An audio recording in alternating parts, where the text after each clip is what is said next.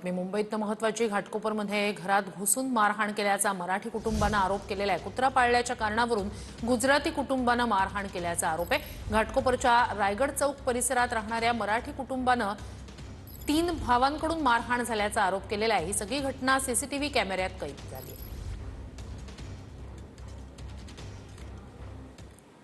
तर माझ्या बहिणीवर अन्याय झालाय, मी त्यांना सोडणार नाही। घाटकोपर मारहाणी प्रकरणावर मनसे नेते कर्णबाळा दुनबळे यांनी प्रतिक्रिया दिली आहे। अन्याय झालाय, फटाका वाजवणारच असंही कर्णबाळा दुनबळे यांनी म्हटलंय।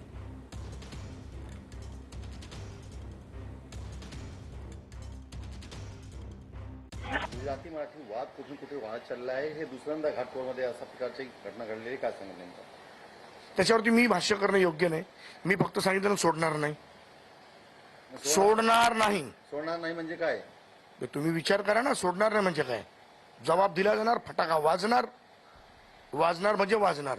जर माझ्या बहिणीवरती, माझ्या मुलीवरती जर असा कोणी अत्याचार करत असेल, तिघे भाऊ घरात घुसून मारतात, हिम्मत कशी होती नालायकांची? सोडणार नाही।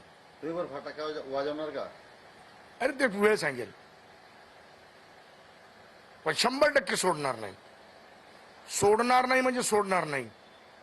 जर माझ्या मुंबईत, माझ्या महाराष्ट्रात, माझ्या भगिनीवरती, माझ्या मराठी मुलीवरती असा कोणी परप्रांतीय जर हल्ला करत असेल, तर यार त्यापेक्षा मी आत्महत्या केलेली बरी। शंड होऊन जगणार नाही मी, शंड होऊन मी तरी जगणार नाही, जबाब देणार।